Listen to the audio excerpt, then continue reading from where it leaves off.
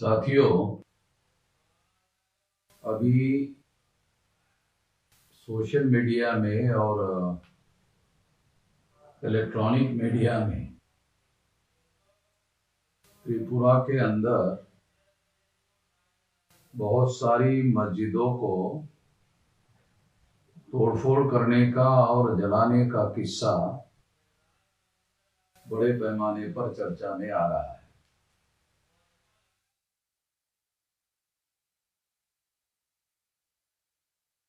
तो ये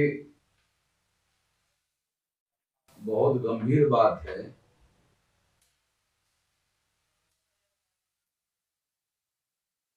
बहुत कम लोगों को इस बात की जानकारी होगी कि त्रिपुरा में अभी बीजेपी की सरकार है। यहाँ पहले कभी कांग्रेस की सरकार हुआ करती थी और बाद में बहुत सालों तक कम्युनिस्टों की सरकार रही और कम्युनिस्टों की सरकार बदलकर अभी बीजेपी की सरकार आई है।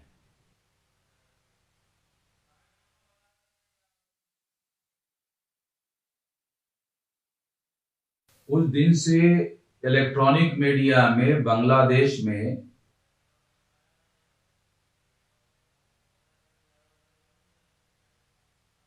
तथाकथित हिंदू लोगों के पंडालों को जलाने का काम वहां के कट्टरपंथी लोग कर रहे हैं, ऐसी खबरें भारत का जो ब्राह्मणवादी मीडिया है बहुत बड़े पैमाने पर उछाल कर दे रहा था।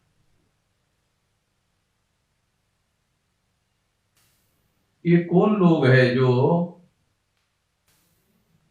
बांग्लादेश में दुर्गा पूजा का काम करते हैं या कर रहे हैं? तो ये ज्यादातर अनुसूचित जाति, जनजाति, पिछड़े वर्ग के लोग हैं। जब भारत का विभाजन हुआ, पाकिस्तान का निर्माण हुआ,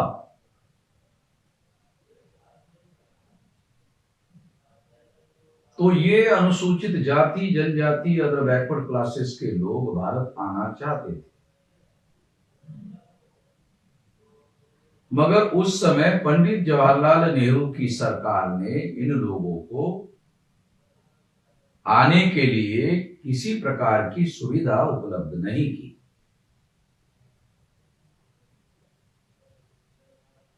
और आज के तारीख के जो ब्राह्मण सरकार चलाने वाले लोग हैं वो कह रहे हैं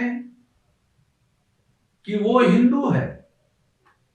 चलो थोड़ी देर के लिए मान लिया जाता है कि वो हिंदू है, तो वो लोग जब पार्टीशन के दौरान भारत आना चाहते थे तो उनको आने के लिए इन लोगों ने क्यों मदद नहीं की? बाबा साहब अंबेडकर के द्वारा कोशिश करने के बावजूद भी उनको आने नहीं दिया गया।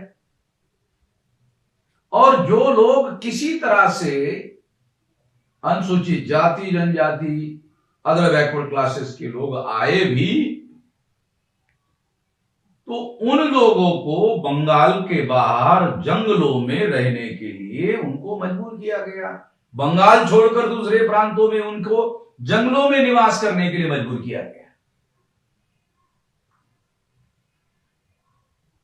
और जो आ नहीं पाए उनको ये लोग आज के केंद्र सरकार वाले कह रहे हैं कि वो हिंदू है, हिंदुओं पर अत्याचार हो रहा है। तो उस समय हिंदू नहीं थे, और यदि थे तो उनको यहां भारत में आने के लिए रोक लगाने का काम और किसी प्रकार की सुविधा ना देने का काम क्यों किया? इससे राजनीति हम लोगों को समझ में आनी चाहिए। भारत में आज के तारीख में जो अनुसूचित जाति, जनजाति, अदर बैकवर्ड क्लासेस के लोग हैं, बांग्लादेश पर हिंदुओं पर अत्याचार हो रहा है इसका प्रचार करते हुए यहां SC, ST, OBC के लोगों को मुसलमानों के विरोध में भड़काकर इस्तेमाल करने का काम करने के लिए ये हो रहा है। इसके पीछे और कोई मतलब नहीं है। और इसी तरह से त्रिपुरा के लोगों को भड़काकर मस्जिदों को जलाने का और तोड़ने का काम उनसे किया जा रहा है। उससे उनके मौलिक समस्याओं का कौन सा समाधान हो रहा है? किसी समस्या का समाधान तो हो नहीं रहा है, बल्कि उनका इस्तेमाल हो रहा है। और जिनका इस्तेमाल होता है उनका न यहां समस्याओं का समाधान होता है, न मरने के बाद किसी समस्या का समाधान होता है।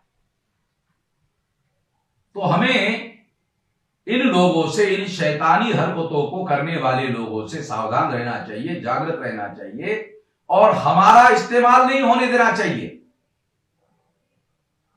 जितना अपने आप को इस्तेमाल होने से रोका जाएगा उतना हक और अधिकार जो है हासिल किए जा सकते हैं। इस बात को ध्यान रखने के लिए ही ये बात खास तौर पर मैं आप लोगों को बता रहा हूं। सुनने के लिए धन्यवाद।